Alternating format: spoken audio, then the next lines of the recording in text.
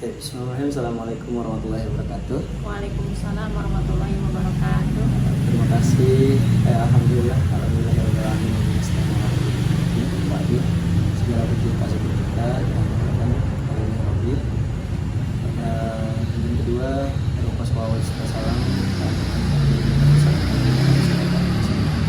Baik, pada malam hari ini saya dan teman-teman saya yang di belakang ingin mewawancara satu pengusaha, pengusaha lidah buaya. Ini mungkin rada aneh terdengar, ini lidah buaya kok bisa dimakan? Nah, ini nanti kita tanya-tanya tips ya, kok lidah buaya bisa dimakan gitu, apa manfaat dan lain-lain.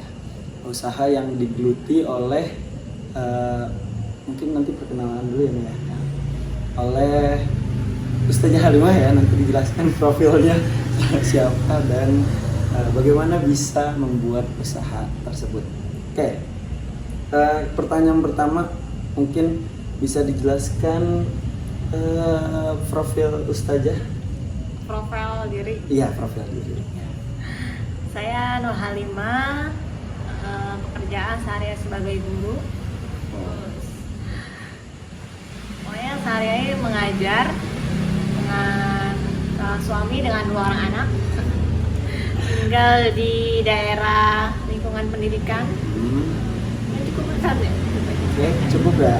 Nggak harus ini nikah tahun berapa gitu kan? Oke, nah itu aja.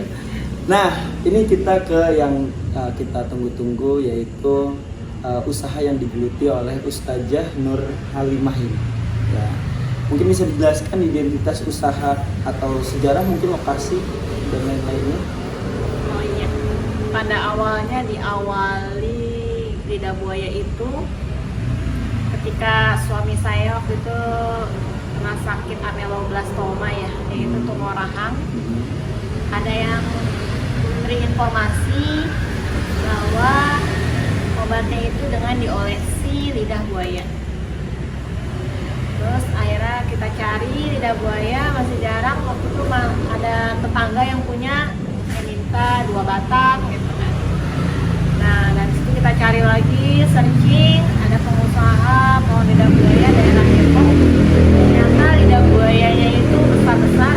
Terus kita tanam satu, dapat bibit. Dan kebetulan kita juga waktu itu ternak kelinci.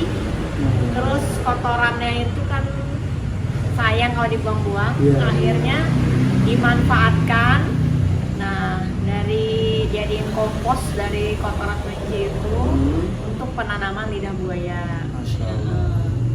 Terus dari polybag satu ke satu ternyata menjadi banyak lidah buayanya, dan lama-lama lidah buaya itu tumbuh menjadi besar dan kok menjadi banyak gitu ya. Nah, pandemi pun tiba.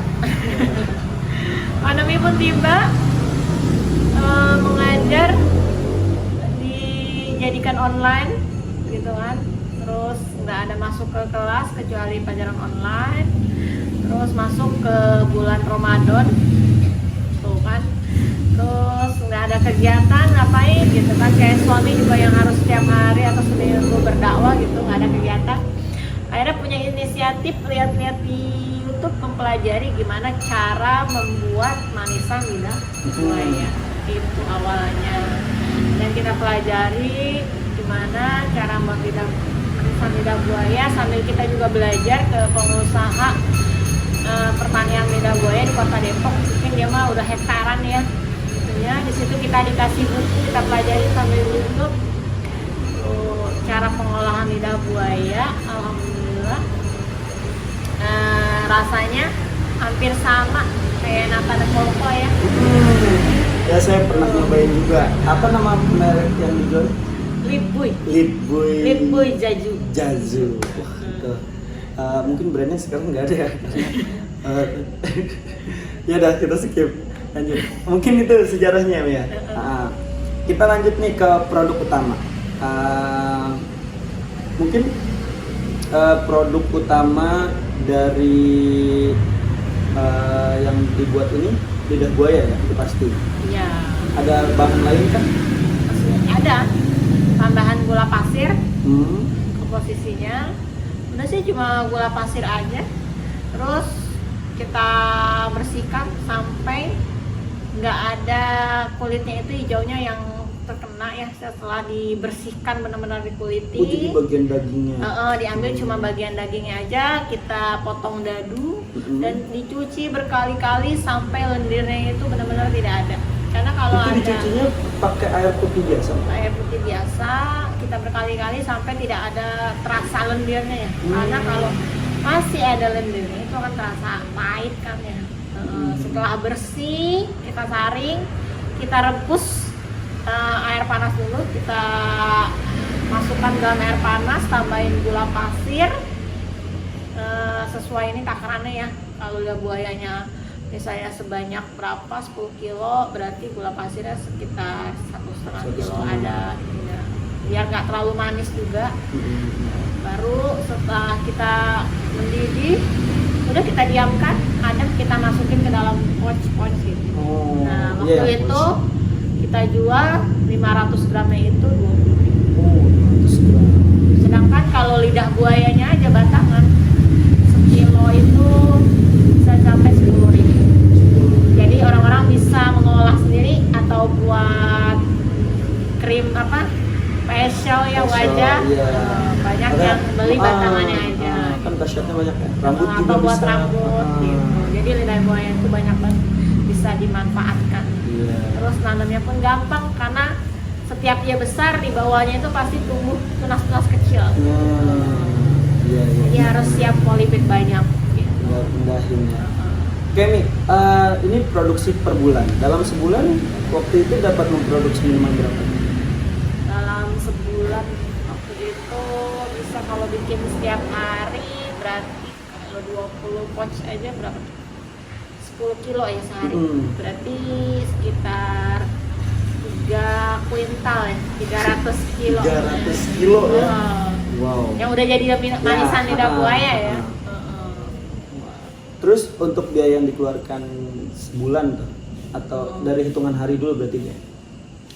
Hitungan hari untuk modalnya aja sekitar 200.000 dengan keuntungannya 50%. Berarti 100.000 kalau misalnya itu ya.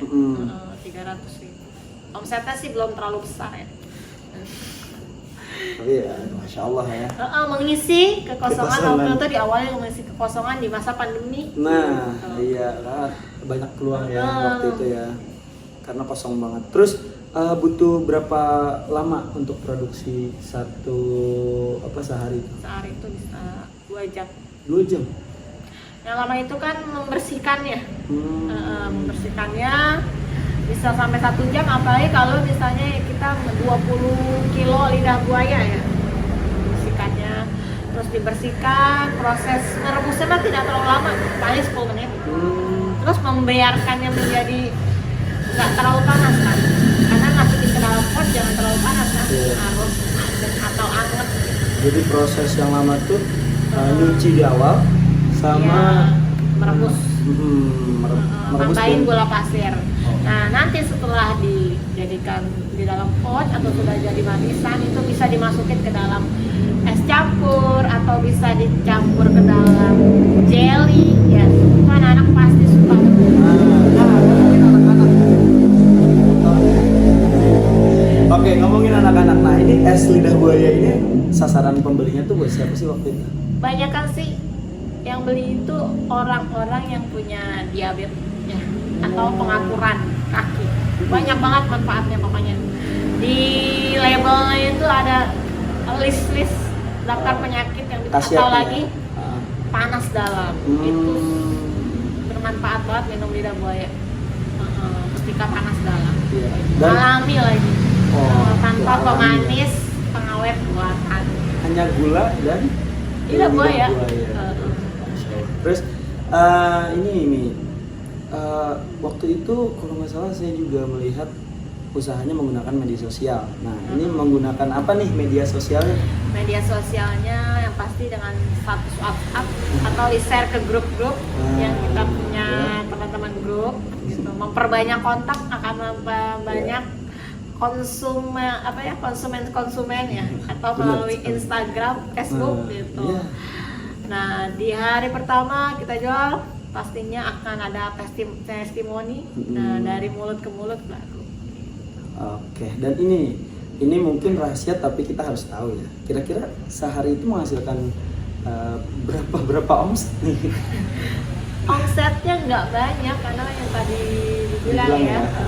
paling 300.000 karena belum punya karyawan kan, Iya. mengusahakan sendiri kan. Iya, waduh. 300.000 aja kali 30 hari berarti bisa dapat 9 jutaan Masya Allah, tuh gede kan dari ternyata. mengisi Kosongan tuh. Oke. Terus ini ada bagaimana menerapkan atau memulai usaha minuman ini dari nol atau berjalan dari awal. Ini tidak ada reseller kan? nggak ada Nggak ada, berarti sendiri. Berarti bagaimana nih menerapkan dari nolnya itu gimana sih? menerapkan dari nolnya. Awal ya membangun usaha ini. Mau usaha kan memanfaatkan sumber yang ada ya. Nah, atau peluang. Ya, peluang diapain ya lidah buaya Nah. gitu. Akhirnya kita belajar kita jadikan manisan. Oke, Ternyata banyak yang cari juga. Jangan rebahan mulu ya, cari kegiatan. Cari kegiatan. Nah, terus ini mungkin kalau pertanyaan ini bagaimana ketekunan dalam mendirikan dan menjalankan proses usaha sampai sekarang? Yang penting apa ya, istiqomah aja ya. Dan jangan lupa apa sih namanya, pohon lidah buaya terus dibudidayakan. Kalau dia nggak dibudidayakan akan habis semuanya, nggak ada sumbernya atau bahan yang terus-terusan gitu kan. Karena lidah buaya itu kan akan terus menerus, akan bertunas, nggak bakal ada habisnya. Dan Pasti. penanamannya pun gampang ya, Sangat. cukup kena terik matahari langsung. Wah, tidak butuh air banyak ya. Iya, harus di bawah terik matahari. Nah, ini pertanyaan terakhir. Ini mungkin buat kita juga ya, buat yang nonton, kita butuh kata-kata nih ya atau motivasi. Bagaimana sih saran dan masukan untuk para usaha-usaha yang baru ingin mulai? Untuk mulai usaha-usaha bukan cuma di lidah buaya semuanya. Yang penting itu ngilangin rasa gengsi. Gengsi ya teman-teman. Gengsi, wah jualan nih gitu kan ya. Mungkin diawali dengan keuntungannya paling satu pouch berapa, 3.000, tapi 3.000 dikali berapa kilo gitu. Jangan dilihat dari keuntungan per pouchnya itu atau per kilonya itu, tapi yang kita keluarkan itu, hasilkan itu berapa kilo gitu.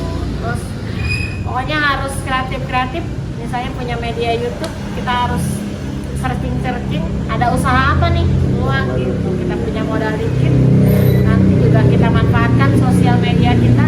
Jangan sampai sosial media kita itu percuma untuk hal-hal yang tidak bermanfaat kita manfaatkan untuk berusaha.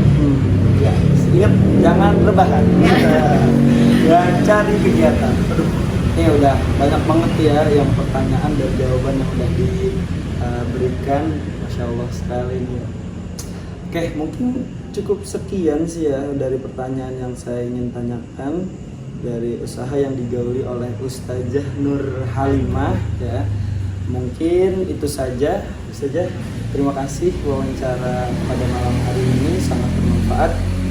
Mudah-mudahan kita semua diberi kesehatan, diberi kelancaran dalam membangun usaha, dan istiqomah paling penting ya, istiqomah dalam segala hal. Terima kasih saja.